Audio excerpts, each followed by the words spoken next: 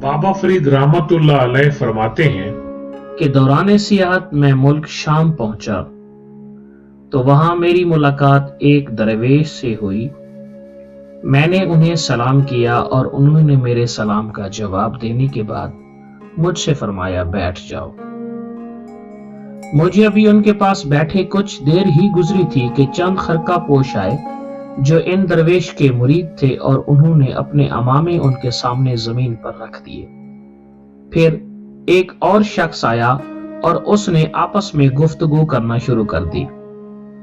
कुछ देर बाद उन दरवेश ने आने वाले शख्स के मुतालिक फरमाया कि मैं अपना खुरका देना चाहता हूं, तुम सबकी क्या राय है?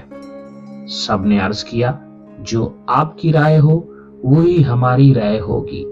बाबा फरमाते हैं, फिर अहवाल व कैफियत और तबे मिजाज के मौजू पर गुफ्तगू शुरू हो गई। वो शख्स जिसे खरका मिलना था उसने बगैर इजाजत याराने तरीकत के अहवाल और उनकी कैफियत के बारे में चंद नाजेबा कलामात कहे। वो दरवेश जो अपना खुरका उसे अता करना चाहते थे खड़े हुए और नमाज पढ़ना शुरू कर दी और बाद नमाज खुदाम से फरमाया कि इसे यहां से निकाल दो, ये खुरका के अहल नहीं, क्योंकि ये झूठा और मकार है और खुरका किसी दुनियादार को ज़ेबा नहीं देता।